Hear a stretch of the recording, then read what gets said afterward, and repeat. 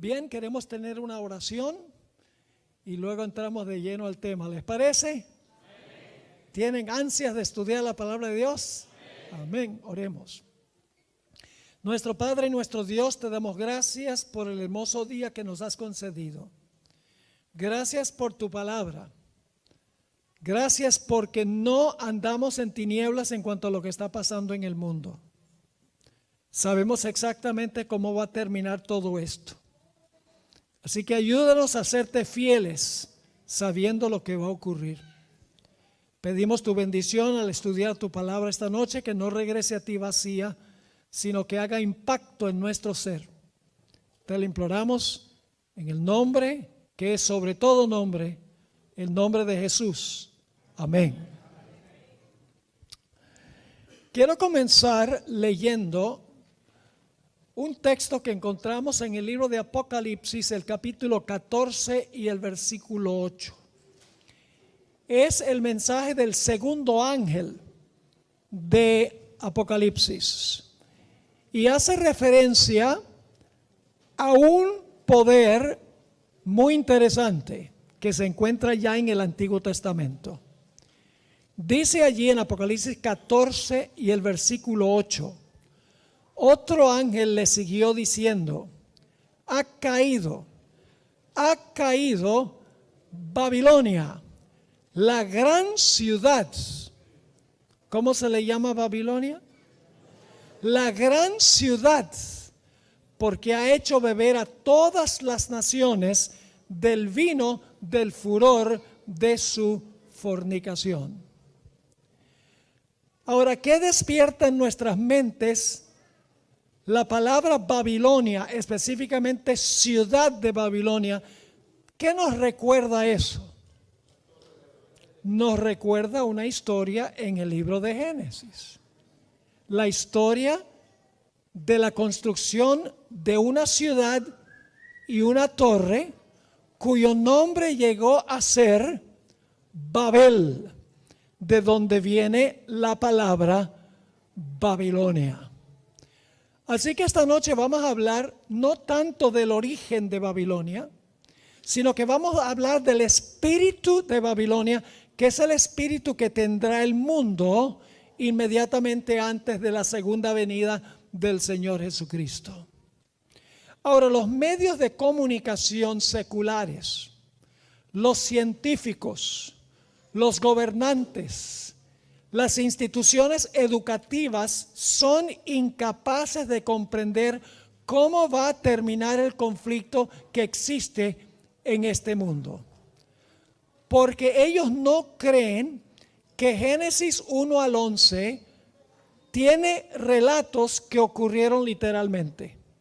Ellos creen que la historia de la creación, la historia del diluvio, la historia de Caín y Abel, la historia de la Torre de Babel, en realidad son solamente mitos o leyendas que nunca ocurrieron. Se escribieron nada más para nuestro entretenimiento. Como resultado de no aceptar estas historias de Génesis como literales, tampoco pueden entender cómo va a terminar la historia de este mundo. Porque Génesis 11 menciona Babilonia y el libro de Apocalipsis también menciona a Babilonia. Si no creemos que la historia de Génesis ocurrió tal cual está escrita, ¿qué esperanza tenemos de que al final va a haber una Babilonia literal y espiritual que va a jugar un papel en el cumplimiento de las profecías? Así que para entender la Babilonia en Apocalipsis necesitamos entender primeramente la Babilonia del libro de Génesis. Así que vamos allá. Vamos a Génesis, el capítulo 9 y el versículo 1. Génesis 9 y el versículo 1. Anoche estudiamos sobre el diluvio. Como fue en los días de Noé, así será la venida del Hijo del Hombre. Ahora, cuando Noé y su familia salieron del arca, Dios les dio una orden muy especial que encontramos en este versículo, Génesis 9:1. Bendijo Dios a Noé y a sus hijos y les dijo: fructificad y multiplicaos, llenad la tierra. Dios le dijo a Noé: dispérsense, habiten en toda la tierra, no se aglomeren en un solo lugar, espárzanse por todo el mundo. Ahora, es importante para nosotros recordar la importancia del origen de la palabra Babilonia. En el libro de Génesis, los nombres son muy importantes. Más de 70 veces en el libro de Génesis se le da importancia al significado de un nombre. Quiero leerles una cita que encontramos en un diccionario bíblico que dice lo siguiente: en el modo de pensar bíblico, el nombre no es un mero rótulo de identificación. Más bien es una expresión de la naturaleza esencial de la persona que lo lleva. El nombre de un hombre revela su carácter. Como lo dijera Milton, Adán fue capaz de darle nombres a los animales, pues comprendía su naturaleza.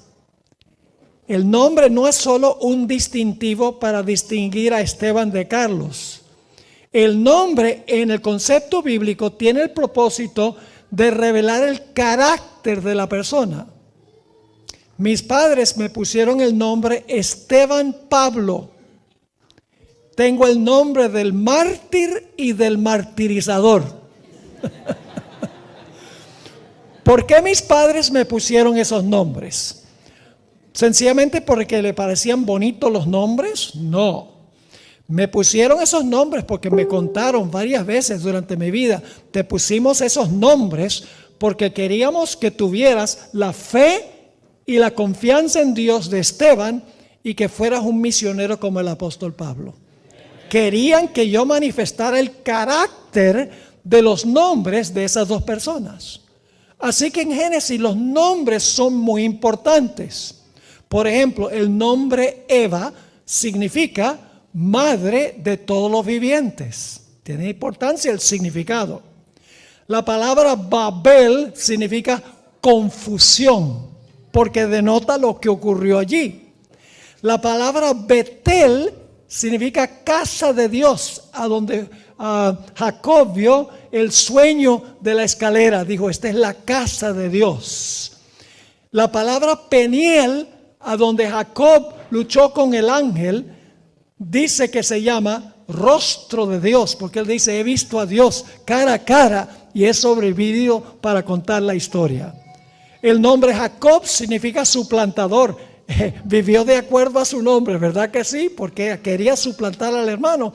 Cuando cambió su carácter, Dios le dijo: ya no vas a ser llamado suplantador, ahora vas a ser llamado príncipe de Dios, Israel. El nombre Yahweh Jireh, el nombre a donde Abraham llevó a su hijo Isaac para sacrificarlo, significa Dios proveerá, porque Dios proveyó un sustituto en lugar de Isaac. Son solamente unos pocos ejemplos de que en Génesis los nombres son importantes porque denotan la característica del lugar o denotan el carácter de la persona o lo que se quería que su carácter fuera. El fundador de Babilonia y el constructor de la torre de Babel fue un personaje que se llama Nimrod. Fue el cabecilla del proyecto de construir la torre y la ciudad. ¿Qué significa el nombre Nimrod? El nombre significa rebelión. Yo pregunto, ¿la construcción de la torre y la ciudad fue un acto de rebelión contra Dios? ¿Cómo no? Le cuadraba bien entonces el nombre Nimrod, rebelión. Noten Génesis 11, y el versículo 8 al 11. Génesis 11, versículo 8 hasta el versículo 11. Y Cus engendró a Nimrod, quien llegó a ser el primer poderoso en la tierra. Este fue vigoroso cazador delante de Jehová, por lo cual se dice así como Nimrod, vigoroso cazador delante de Jehová. Y ahora escuchen que él fue el cabecilla en el proyecto de Babel, porque dice, y fue el comienzo de su reino, ¿qué cosa? Babel, Erec, Akkad y Calné en la tierra de Sinar. Ahora fíjense qué interesante, esas ciudades, todas esas ciudades, Babel, Erec, Akkad y Calné, son ciudades que se encuentran en la misma región al lado del río Éufrates, donde hoy es Irak. En esa región, todas esas ciudades, donde se originó el proyecto de construir la Torre de Babel. Y dicho sea de paso, Daniel 1:2 dice que Daniel y sus compañeros fueron llevados a la tierra de Sinar, que es la misma palabra que aparece ahí en Génesis 11 y el versículo 8 al 11. Ahora el relato nos dice que los habitantes hablaban todos el mismo idioma y estaban todos unidos en el mismo proyecto. Vamos a leer Génesis 11 y el versículo 1 y el versículo 2. Tenía entonces toda la tierra una sola lengua y unas mismas palabras. Y aconteció que cuando salieron de oriente hallaron una llanura en la tierra de Sinar y se establecieron allí. Ahora, las expresiones una sola lengua y las mismas palabras no solo indica que hablaban el mismo idioma, sino que significa que todos estaban en la misma página, todos estaban unidos en este propósito. Lo vamos a ver en unos momentos. Todos tenían el mismo espíritu de establecer un nuevo orden mundial centrado a donde construyeron la torre y la ciudad de Babel. Vamos a leer sobre el proyecto en Génesis 11 y el versículo 3 y 4. Génesis 11, 3 y 4. Y se dijeron unos a otros, los que hablaban el mismo idioma, los que estaban unidos: vamos, hagamos ladrillo y cozámoslo con fuego. Y les sirvió el ladrillo en lugar de piedra y el asfalto en lugar de mezcla. Y dijeron: vamos, edifiquémonos. No sé que no dice edifiquemos, edifiquémonos para nosotros una ciudad y una torre cuya cúspide llegue al cielo. Y hagámonos un nombre. Quiere decir, hagámonos famosos por la construcción de la torre y de la ciudad. Y ahora fíjense por qué querían concentrarse allí. Dice otra vez el versículo 4, y dijeron: vamos, edifiquémonos una ciudad y una torre cuya cúspide llegue al cielo y hagámonos un nombre, por si fuéramos esparcidos sobre la faz de toda la tierra. ¿Cuál era su temor? De que se esparcieran por toda la tierra. ¿Acaso Dios no había mandado que se esparcieran por toda la tierra? ¿Que no se centraran en un solo lugar? Es decir, ellos querían contrariar lo que Dios había dicho. Establezcase en todas partes de la tierra. No se concentren en un lugar específico. No construyan una ciudad a donde viva toda la gente. Elena White escribió una cita sobre el proyecto rebelde de los constructores. La cita está en Patriarcas y Profetas, página 99. Decidieron construir allí una ciudad y en ella una torre de tan estupenda altura que fuera la maravilla del mundo. Estas empresas fueron ideadas, ahora escuchen, estas empresas fueron ideadas para impedir que la gente se esparciera en colonias. ¿Qué era lo que no querían? Que la gente se esparciera por toda la tierra. Dios había mandado a los hombres que se diseminaran por toda la tierra, que la poblaran y que se enseñorearan de ella. Pero estos constructores de la Torre de Babel decidieron mantener su comunidad unida en un solo cuerpo y fundar una monarquía que a su tiempo abarcara toda la tierra. Así su ciudad se convertiría en la metrópoli de un imperio universal. Su gloria demandaría la admiración y el homenaje del mundo y haría célebres a sus fundadores. La magnífica torre, que debía alcanzar hasta los cielos, estaba destinada a ser algo así como un monumento del poder y la sabiduría de sus constructores para perpetuar su fama hasta las últimas generaciones. ¿Cuál era el propósito de edificar la ciudad y la torre? ¿Honrar y glorificar a Dios? No. El propósito era atraer atención a ellos, a los fundadores, a la grandeza que tenían ellos. Ellos querían establecer un nuevo orden mundial centrado allí, una monarquía, por así decirlo. Ahora, ¿por qué querían construir una torre tan alta?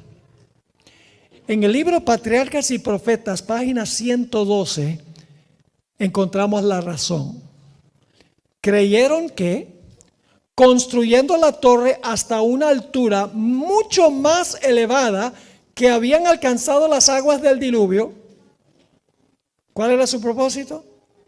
Construir una torre que alcanzaba más alto que las aguas del diluvio. Pensaban colocarse a sí mismos más allá de todo peligro. Dudaron de la promesa de Dios. Dios había prometido que no iba una vez más a destruir la tierra por un diluvio. Pero no creyeron la palabra de Dios. Querían salvarse a sí mismos. En Babel se origina la salvación por obras propias. Pero tenían otro propósito. No solamente para salvarse en caso de que hubiese un diluvio que Dios había prometido que no iba a haber, sino que la sierva de Dios sigue diciendo, y al poder ascender a la región de las nubes, esperaban descubrir la causa del diluvio. ¿Cuál fue la causa del diluvio? Dios mandó el diluvio. Pero ellos dicen, no fue Dios, tiene que haber alguna explicación científica. ¿Están entendiendo esta empresa? Rebelde, unidos en rebelión contra Dios, queriendo salvarse a sí mismos, queriendo explicar científicamente la razón del diluvio, hacerse un nombre de su grandeza, que la torre fuera un monumento de su propio poder. Ese era el propósito rebelde de ellos. Ahora, fíjense qué interesante esto. Dios ahora entonces va a hacer una investigación. Va a haber un juicio investigador. ¿Y usted, cómo? ¿Está eso allí? Vamos a Génesis 11 y el versículo 5. Génesis 11, 5. Y descendió Jehová para ver la ciudad y la torre que edificaban los hijos de los hombres. ¿Qué hizo Dios? Bajó para ver lo que ellos estaban haciendo, para determinar si habían ido demasiado lejos. ¿Saben ustedes que Dios permitió que este proyecto avanzara hasta cierto punto? Y cuando llegó a ese punto, Dios dice, ya no más. Aquí se para este asunto. Pero el punto clave es que Dios investiga el caso para ver si han ido demasiado lejos en su proyecto de construcción. ¿Saben ustedes que Dios no solamente juzga individuos, sino que Dios también juzga naciones? Y Dios juzga iglesias, al igual que Dios juzga individuos. Pero Dios nunca destruye sin primero investigar el caso de la persona. Dios no solo investiga, no solo escribe en los libros del cielo si una persona es salva o no. Dios escribe también si naciones son fieles a Él. Permítame mencionarles una cita muy interesante aquí del Espíritu Profecía. Esto se encuentra en una revista donde ella escribió febrero 1, 1894. Dios guarda un registro de las naciones. ¿Qué guarda Dios? Un registro de las naciones y también de los individuos. Les da a las naciones cierto periodo de gracia. ¿Le concedió Dios suficiente tiempo para que construyeran parte de la torre y parte de la ciudad, sí o no? Dice, yo voy a permitir, pero cuando lleguen a cierto punto, la copa se colmó. Así que sigue diciendo, les da a las naciones cierto periodo de gracia y les concede evidencias de sus requisitos, de su supremacía, y les da a conocer sus leyes que deben ser la base del reino de Él en el gobierno de las naciones. Dios le dio mucha luz a los antediluvianos antes de destruir el mundo. ¿Quién le dio la luz? Dios a través de Noé. Lo vimos anoche. Sigue diciendo, todo esto lo hace Dios a fin de que las naciones paganas no sean destruidas sin haber recibido una advertencia y luz. Pero después de haberles dado evidencia y luz, si aún persisten en su insolencia contra Él, entonces estando, escuche, colmada la iniquidad de ellos, como en el caso de los amorreos, Dios toma las cosas en sus propias manos y ya no retiene sus juicios. Dios guarda un registro de las naciones. ¿Saben que Dios está llevando un registro de los Estados Unidos de América? Y va a llegar un momento en que los Estados Unidos va a colmar la copa y Dios va a decir no más. Escuchen lo que dice esta cita en Eventos de los Últimos Días, página 136. El pueblo de los Estados Unidos ha sido un pueblo favorecido. Mucha luz en este país. Pero cuando restrinjan la libertad religiosa, renuncian al protestantismo y apoyan al papado, la medida de su culpa se habrá completado. Y en los libros del cielo se registrará apostasía nacional. Y en otra cita, la hermana White dice que lo que está escrito en los libros, apostasía nacional, llevará a la ruina nacional. Como pasó en la construcción de la torre y la ciudad, Dios permitió que siguieran su proyecto. Cuando llegó a cierto punto, Dios dijo, la gracia se cerró y se derribó el muro y dejaron de construir la ciudad. Dios descendió para ver si habían ido demasiado lejos. Y mañana, cuando hablemos de Sodoma y Gomorra, encontramos que Dios también dice, descenderé y veré si han ido demasiado lejos o no las ciudades. Primero viene una investigación, mucha luz antes de la destrucción. Yo pregunto, ¿va a dar Dios una abundante luz al mundo antes de que el Señor Jesucristo destruya el mundo? ¿Han leído Apocalipsis 18, donde dice, descendió un ángel del cielo poderoso y toda la tierra se iluminó de su gloria? Se conoce como el fuerte clamor, empoderado por el Espíritu Santo. Y entonces el mundo ya no tendrá excusa. en rechazar la verdad. Ahora, después que Dios ve el proyecto, entonces Dios ahora, a la luz de lo que ha visto, ahora da la sentencia o el veredicto. Génesis 11, 6 y 7. Y dijo Jehová, he aquí el pueblo es ¿qué? ¿Qué quiere decir eso? El pueblo es uno. Yo pregunto, ¿la rebelión también es capaz de unirse?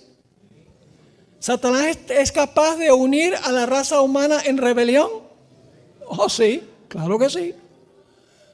He aquí el pueblo es uno. Y todos estos tienen un solo lenguaje. Están en la misma página, en otras palabras, en este proyecto rebelde. Y han comenzado la obra.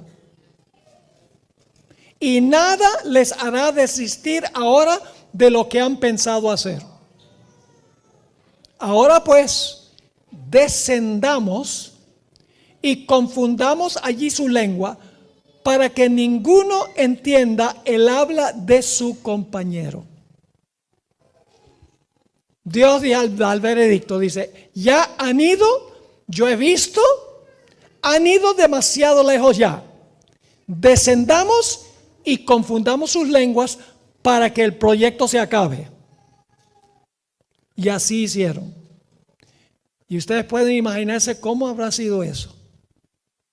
Me hubiera gustado estar ahí. Porque la hermana White dice que la torre había alcanzado ya cierta altura. No es cuando comenzaron el proyecto. Ya había alcanzado cierta altura significativa. Y los que estaban arriba le pedían, había estaciones, le pedían a los que siguen, mándanos un poco de ladrillos de esos. Y entonces esos se comunicaban con los de abajo, entonces subían todos los materiales. Imagínense que los de arriba dicen, send me some bricks. Y el que está abajo, ¿qué fue lo que dijiste? Imagínense ustedes la confusión. Todos los idiomas del mundo vienen de Babel. La gente dice, ¿qué idioma vamos a hablar en el cielo? Yo digo que es inglés.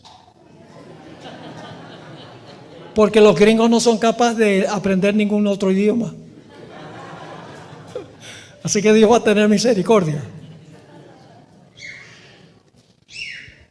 ¿Están entendiendo esto? Así que Dios dice, ahora yo voy a confundir sus lenguas para acabar con este proyecto.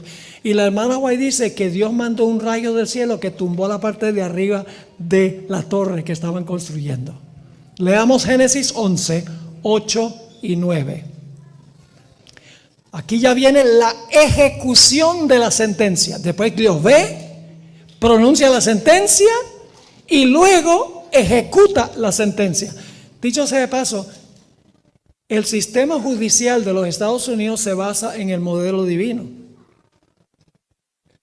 Porque un juicio tiene 3 pasos aquí en este país. En primer lugar viene la investigación del caso. Luego, basado en la evidencia, un jurado o un juez da el veredicto. Y entonces después que da el veredicto, se ejecuta el veredicto. Por ejemplo, un individuo que mata a otra persona.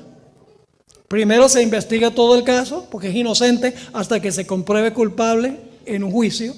Se investiga el caso, basado en la evidencia, el juez o el jurado dice es culpable y luego viene el tiempo cuando se ejecuta la sentencia.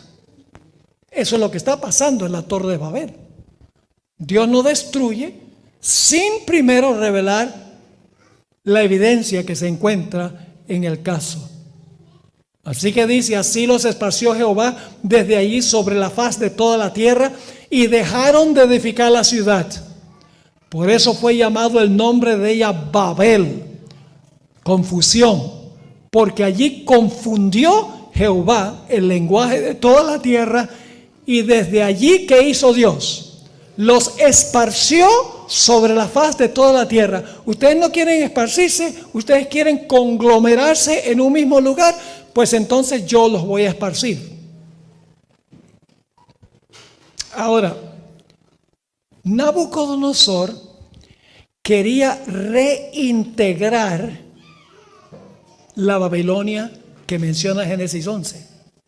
Por eso la Babilonia de Nabucodonosor se conoce como la Neo-Babilonia, la Nueva Babilonia. Él quería restablecer lo que había ocurrido en la Torre de Babel. Y quiero que noten el espíritu que tuvo Nabucodonosor muchos siglos después, porque nos muestra cuál es el espíritu y la actitud de Babilonia. Daniel, el capítulo 4 y los versículos 29 y 30. Daniel 4, 29 y 30. Aquí el rey Nabucodonosor se va a jactar de la Babilonia que él construyó. Dice: al cabo de 12 meses, paseando en el palacio real de Babilonia, habló el rey y dijo: ¿no es esta la gran Babilonia que yo edifiqué para casa real con la fuerza de mi poder y para gloria de mi majestad? ¿Captan el orgullo del rey Nabucodonosor? El mismo orgullo de los constructores de la Torre de Babel. En Isaías 47:10 se manifiesta ese orgullo pecaminoso, donde está hablando de Babilonia y dice: porque te confiaste en tu maldad, diciendo: nadie me ve. Tu sabiduría y tu misma ciencia te engañaron, dice el profeta. Y dijiste en tu corazón: yo y nadie más. La confusión de las lenguas en Babilonia fue una bendición. Los constructores se dispersaron conforme al idioma que hablaban, y se llegó a formar un sistema de naciones multinacional, multilingüe y multicultural. ¿Por qué quiso Dios esparcirlos por toda la tierra con su respectivo idioma? Sencillamente, escuchen, es muy difícil consolidar a todo el mundo en el mal teniendo muchas diferentes naciones, porque las naciones no se unen en una rebelión unida en contra de Dios, porque cada uno tiene su cultura, cada uno tiene su idiosincrasia, su forma de pensar, y es difícil que se consolide todo en una unión de rebelión en contra de Dios. Dios propuso impedir que en el futuro hubiese una unión que desmoralizara al mundo completa y totalmente. Lo que querían los constructores de la Torre de Babel, hermanos y hermanas, era establecer una civilización basada en la grandeza de la sabiduría humana. Pero Dios desbarató el plan e hizo mucho más difícil que todos se unieran en un proyecto de rebelión en contra de Dios. Ahora, hermanos y hermanas, esto que hemos hablado de Génesis al capítulo 11 está hoy en el proceso de ocurrir en este mundo también. ¿Han oído la palabra globalismo? ¿Saben lo que es globalismo? Es la intención de unir a todo el mundo, a pesar de sus idiomas, a pesar de sus diferentes culturas, unirlos todos en un proyecto de rebelión en contra de Dios. En 1990, el sacerdote jesuita Malaquías Martín escribió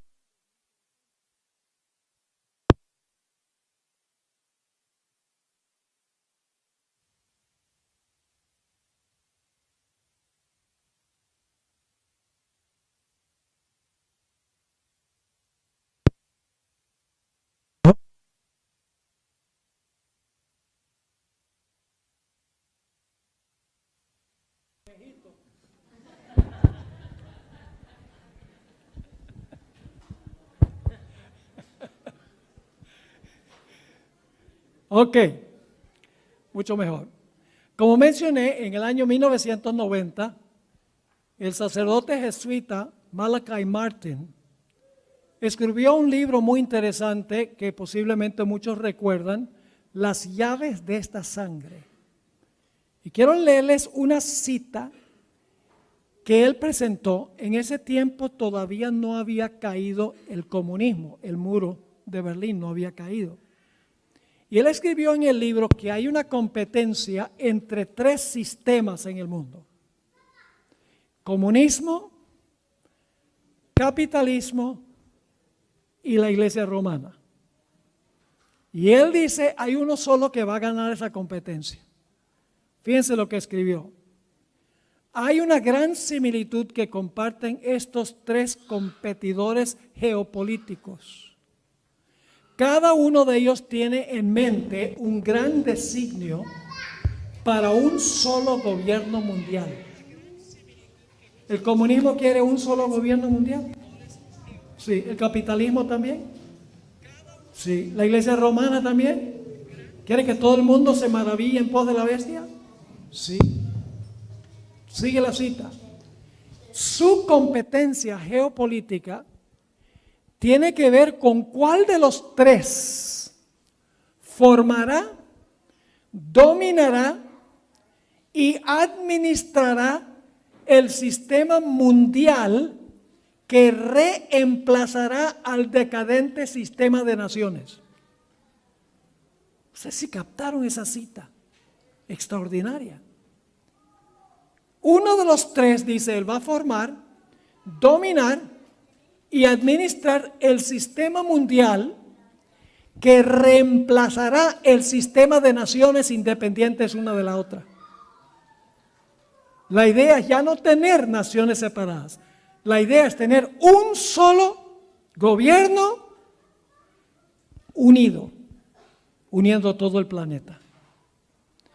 Ahora, Martin no albergó dudas en cuanto a cuál de los tres iba a establecer ese nuevo orden mundial centrado en una ciudad específica.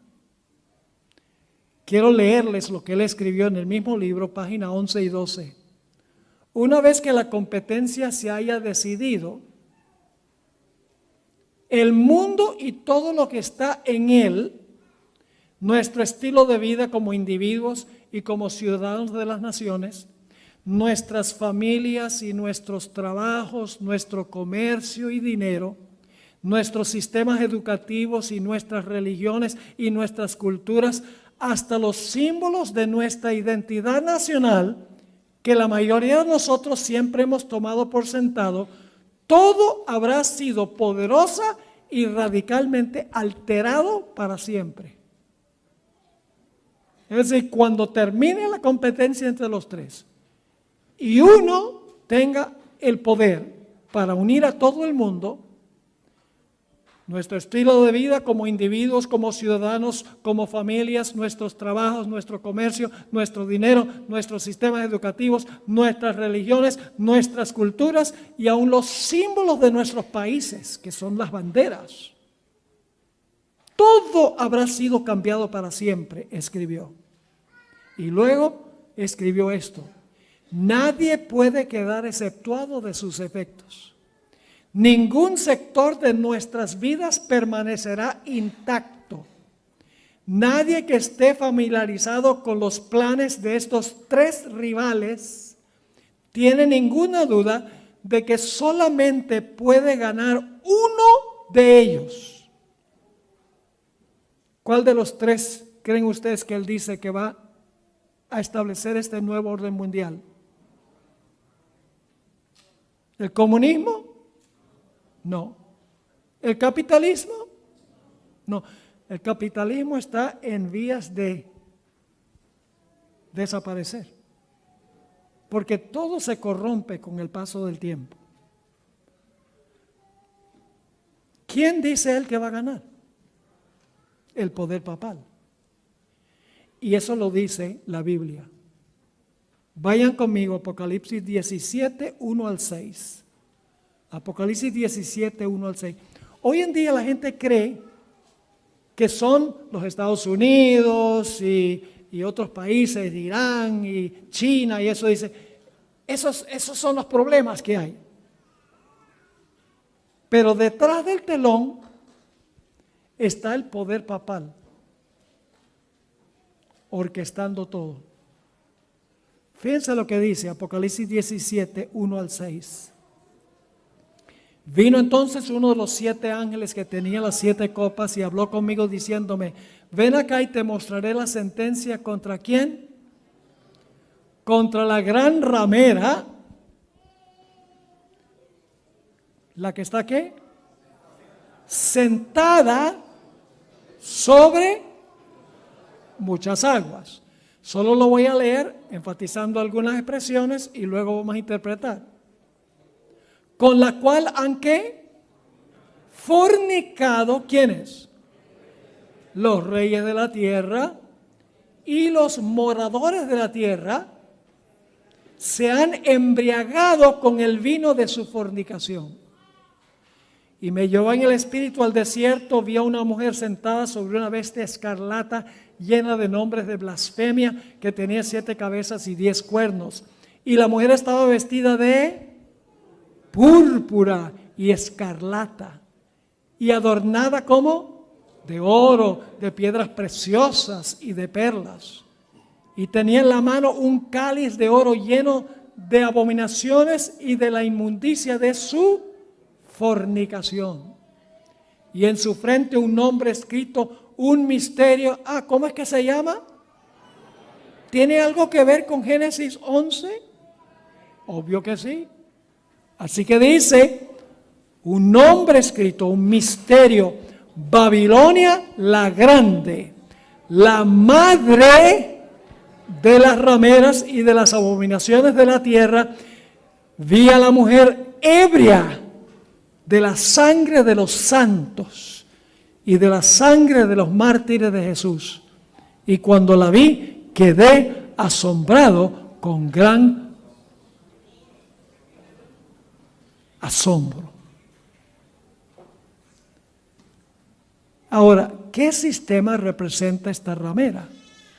Antes de mirar las características para identificar qué sistema es el sistema que se describe aquí, necesito decirles que no solamente se van a unir la ramera, los reyes, las aguas que son las muchedumbres, sino que también los comerciantes del mundo se van a unir con este sistema. Porque Apocalipsis 18:3 dice, porque todas las naciones han bebido del vino del furor de su fornicación, y los reyes de la tierra han fornicado con ella, y los ¿qué?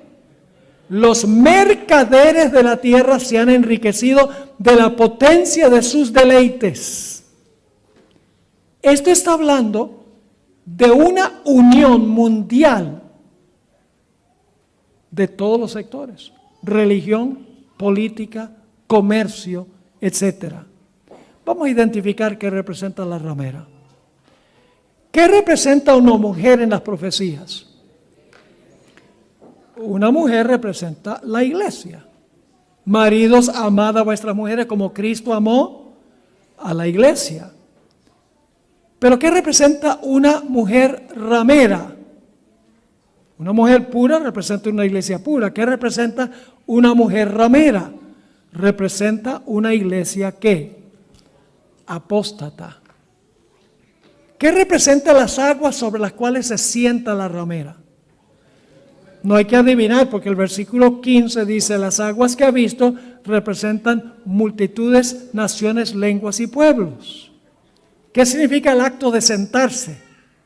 Significa que gobierna sobre ellas.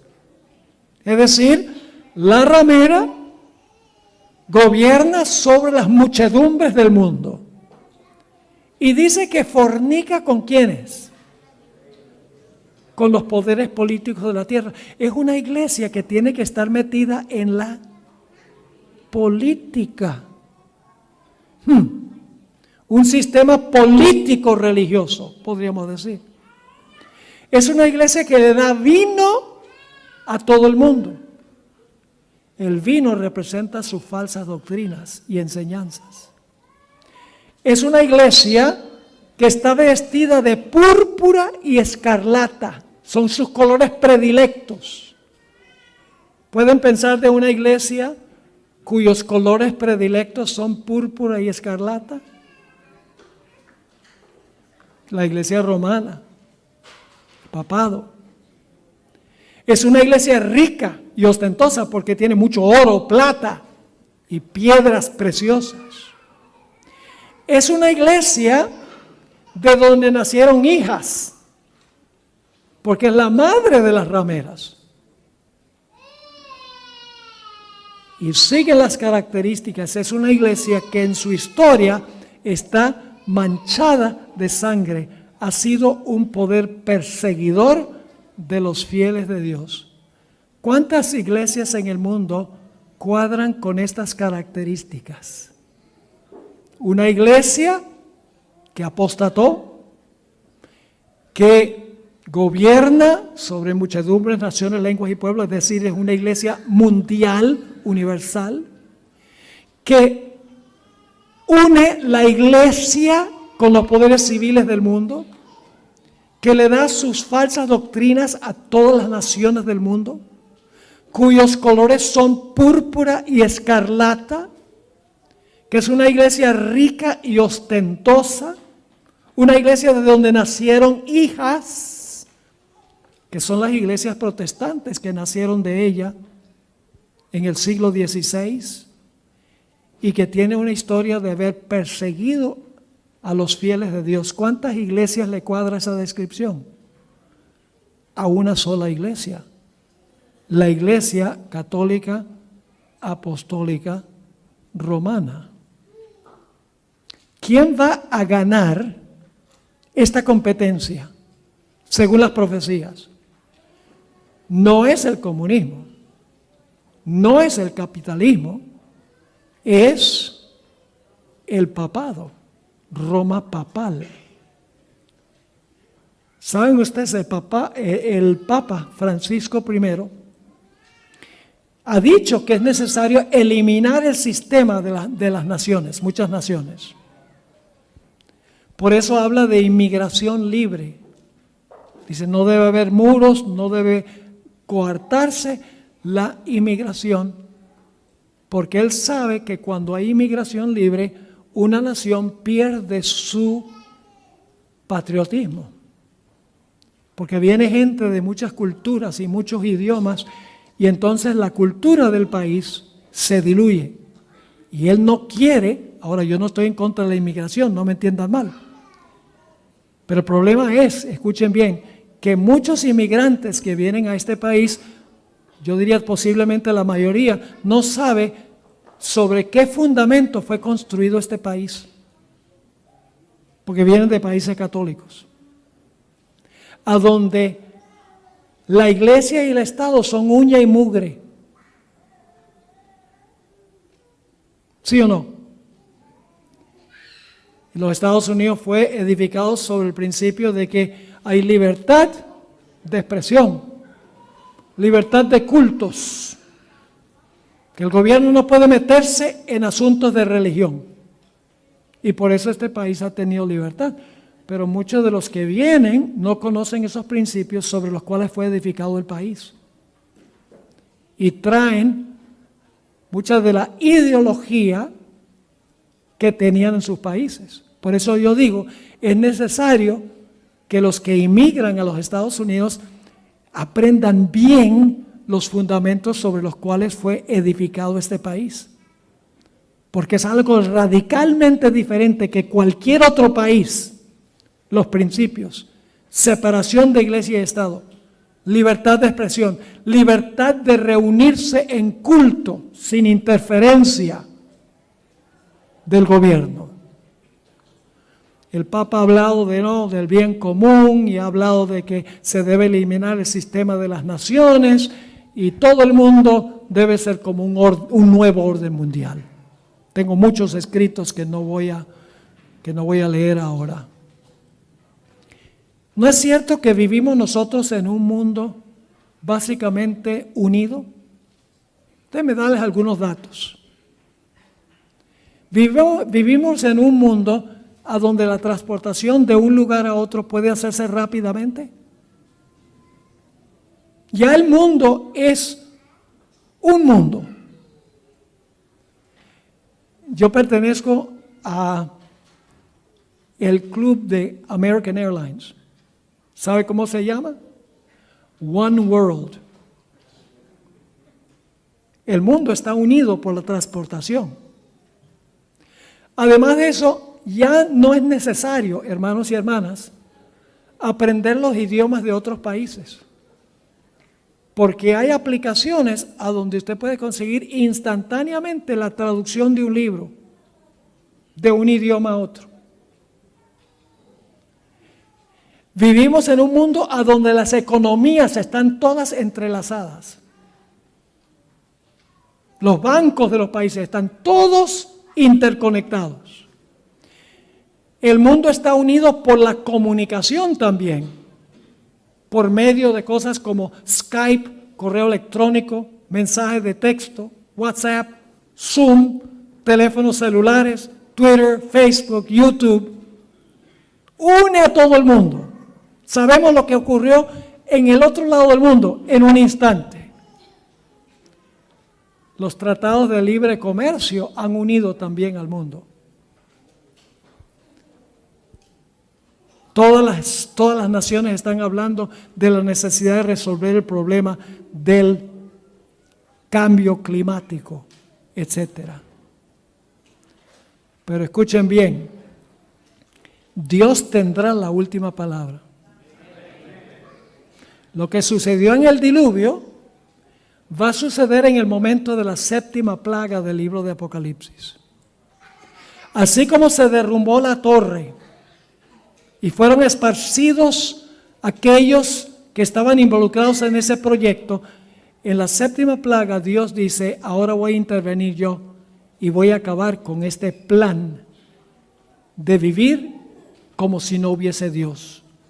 En Apocalipsis 16, 17 al 21, dice: el séptimo ángel derramó su copa por el aire y salió una gran voz del templo del trono diciendo: hecho está.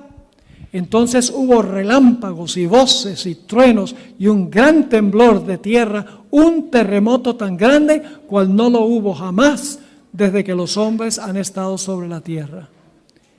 Y ahora escuchen, y la gran ciudad fue dividida. ¿En la Torre de Babel estaban todos unidos, sí o no? Sí. ¿Pero Dios causó división? Sí. La gran ciudad fue dividida en 3 partes y las ciudades de las naciones cayeron y la gran Babilonia vino en memoria delante de Dios para darle el cáliz del vino del ardor de su ira. Y toda isla huyó, los montes no fueron hallados, cayó del cielo sobre los hombres un hermoso, enorme granizo, como del peso de un talento, y los hombres blasfemaron contra Dios por la plaga del granizo, porque su plaga fue sobremanera grande. Así como Babilonia cayó en el libro de Génesis, y Dios destruyó el proyecto que ellos tenían, de la misma manera va a suceder al final de la historia. Quiero leerles una cita interesante del Espíritu y Profecía. Está en Eventos de los Últimos Días, página 140.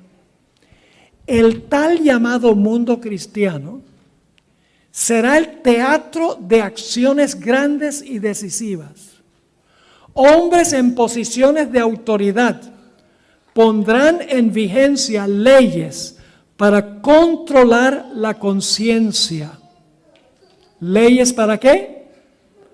Leyes para controlar la conciencia. Y sigue diciendo la cita, siguiendo el ejemplo del papado. Babilonia, piensa el nombre, Babilonia hará que todas las naciones beban del vino del furor de su fornicación. Escuchen esto. Toda nación se verá envuelta. ¿Cuántas naciones? Todas. Acerca de ese tiempo, Juan el revelador declara, y luego cita varios versículos de Apocalipsis 17 y 18. Estos tienen un mismo propósito. Ahora escuchen esto. Habrá un vínculo de unión universal. ¿Un vínculo de qué? Unión universal. Una gran armonía. Una confederación de las fuerzas de Satanás. Eso es lo que va a haber. Ahora, ¿qué va a pasar con el pueblo de Dios cuando suceda eso? ¿Qué va a pasar con los fieles de Dios? Quiero leerles un par de citas. Cuando alcancemos la norma que el Señor espera que alcancemos, los mundanos considerarán que los adventistas son puritanos, fanáticos, raros y singulares. Quiere decir que los adventistas van a ser muy diferentes a lo que es el mundo. La hermana White dice que los que construyeron la Torre de Babel, había un remanente que vivía allá afuera, en el campo. Había un pequeño remanente que no estuvieron involucrados en el proyecto.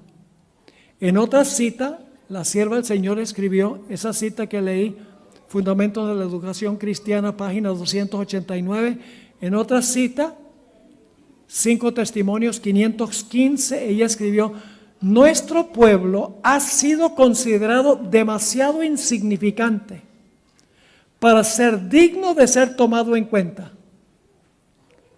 ¿Nuestra iglesia adventista qué? Ha sido considerado demasiado insignificante para ser digno de ser tomado en cuenta. Pero vendrá un cambio. Dentro del mundo cristiano se están llevando a cabo movimientos que necesariamente traerán a la prominencia al pueblo que guarda los mandamientos. Algún día muy pronto los adventistas genuinos van a sobresalir. Se va a ver la diferencia, porque están opuestos a este proyecto de unión mundial en rebelión contra Dios, contrariando el plan del cual hablamos en Amigos de Jesús hace unas semanas, el plan original de Dios, de lo cual vamos a hablar en los 3 temas que vamos a trazar el sábado. Dios tenía un plan original. El plan original era salvaguardar la vida. Dios es el que dio la vida. 2 géneros, varón y hembra. Matrimonio entre hombre y mujer. El sábado, una dieta a base de frutas y nueces. Yo pregunto, el mundo ha cambiado radicalmente todo lo que Dios estableció en la creación. Todo lo ha cambiado. Ha cambiado la verdad a la mentira. Expresión que se usa en Romanos el capítulo 1. Y cuando el pueblo de Dios se pare y el mundo vea que es diferente, el mundo repentinamente va a decir: ajá, esta gente es diferente. Y ahora escuchen lo que dice la sierva de Dios que va a pasar. Los que honran el sábado de la Biblia serán denunciados como enemigos de la ley y del orden, como quebrantadores de las restricciones morales de la sociedad y por lo tanto causantes de anarquía y corrupción que atraen sobre la tierra los altos juicios de Dios. Sus escrúpulos de conciencia serán presentados como obstinación, terquedad y rebeldía contra la autoridad. Serán acusados de deslealtad hacia el gobierno. Los ministros que niegan la obligación de observar la ley divina predicarán desde el púlpito que hay que obedecer a las autoridades civiles porque fueron instituidas por Dios. En las asambleas legislativas y en los tribunales se calumniará y condenará a los que guardan los mandamientos. Se falsearán sus palabras y se atribuirán a sus móviles las peores intenciones. Ahora yo pregunto, ¿qué debemos estar haciendo nosotros como adventistas del séptimo día en este tiempo cuando el mundo se está uniendo. Nosotros también deberíamos estarnos uniendo. Pero ¿qué ha hecho Satanás? Satanás ha dividido la iglesia. Dividido la iglesia en asuntos doctrinales. La Biblia dice una cosa, pero en la iglesia se quiere hacer otra cosa. La hermana White dice que la única unidad verdadera que puede haber es unidad en la vasta plataforma de la verdad, como se encuentra en la Biblia. La unidad no es, oh, let's just get along. Vamos sencillamente a llevarnos bien. No puede haber unidad sin que sea en la plataforma de la verdad, como se encuentra en la palabra de Dios, como se encuentra en el plan de Génesis. En el primer tema del sábado yo voy a repasar lo que estudiamos en Amigos de Jesús, porque es la primera parte de lo que vamos a estudiar el sábado. Voy a trazarles en repaso breve todo el plan de Dios en Génesis 1. Los seres humanos han cambiado todito. No queda un vestigio de nada de lo que era el plan original de Dios. Entre una de esas cosas era, y mujeres no se me ofendan, que el hombre debía ser la cabeza. Tanto en la iglesia como en el hogar. Y los hombres dicen amén. Pero escuchen bien, si el esposo ama a la esposa no va a tener ningún problema en que el esposo sea la cabeza. Eso no le da rienda suelta a los hombres para decir, aquí mando yo.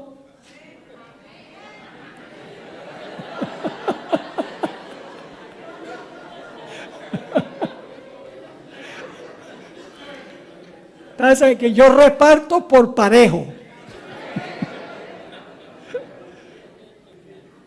Les doy un ejemplo. Jesús está sujeto a su Padre. Eso es malo, ¿verdad? Que esté sujeto al Padre. Yo pregunto, ¿Jesús es tanto Dios como su Padre? Sí, 100% Dios. Pero está sujeto al Padre. Si usted lee en 1 Corintios, el capítulo 11, versículo 3, dice que el Padre es la cabeza de Cristo, Cristo es la cabeza del varón y el varón es la cabeza de la mujer. Esa es la parte que a la gente no le gusta, que el varón es la cabeza de la mujer. Sí. Que el Padre sea de Jesús, sí. Y Jesús que sea del hombre, perfecto. Pero cuando llega al tercer punto, no, eso no. O es todo o es nada. Jesús se deleita en sujetarse a la autoridad de su Padre. ¿Saben por qué? Porque el Padre lo ama. Un matrimonio es celestial cuando el esposo ama a la esposa y la esposa se sujeta a la legítima autoridad del esposo. No significa que todo lo que dice el esposo, la esposa tiene que hacerlo. El esposo tiene que estar en armonía con la voluntad de Dios, en lo que pide. La esposa tiene derecho de desobedecer a su esposo si el esposo le pide que haga algo que es contrario a la verdad de Dios. Como los hijos tienen la habilidad de desobedecer a sus padres si sus padres les piden que hagan algo contrario a lo que dice Dios. Pero en la iglesia se ha cambiado el asunto. Dice, no, hombres y mujeres, todos son cabeza. Cambiado la verdad a la mentira. No se pierdan el sábado. Aunque yo sé que ustedes tienen vayan a sus iglesias en la mañana y vengan por la tarde. No les ordeno, les sugiero Y vamos a hablar del plan de Dios y cómo los seres humanos han cambiado todo. Cómo el mundo ha querido unirse en rebelión contra todo lo que Dios estableció. Nosotros debemos unirnos en la verdad. Porque si no nos unimos en la verdad, no hay unión. Hay una ilusión de unión, nada más. Mañana vamos a estudiar en cuanto a Sodoma y Gomorra. Interesante esa historia. Es tipológica. Es una ilustración de lo que va a pasar al final de la historia. Pues Jesús dijo, como fue en los días de Lot, así mismo será en mi venida. Jesús mismo dijo que hay una conexión. Estas tres historias de Génesis se cumplieron en el pasado, pero tienen una aplicación mucho más grande en el futuro. La historia del diluvio, la historia de la Torre de Babel y la historia de la destrucción de Sodoma y Gomorra. No se pierdan el próximo emocionante episodio. Mañana en la noche, la misma hora y el mismo lugar. Creo que también se están reuniendo ahí en la iglesia de al lado, así que si se llena aquí, podemos poner gente allá también. Y si es necesario, pues ponemos gente allá afuera y dejamos las puertas abiertas para que puedan oír.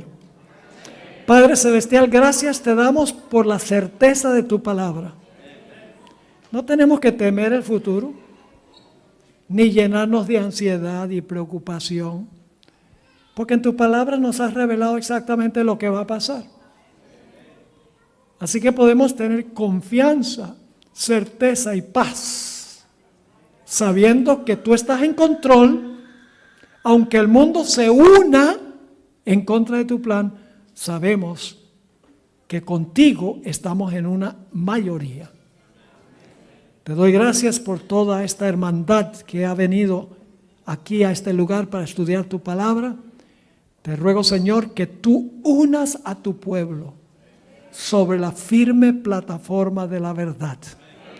Te lo pedimos en el nombre precioso de Cristo nuestro Salvador. Amén. Amén.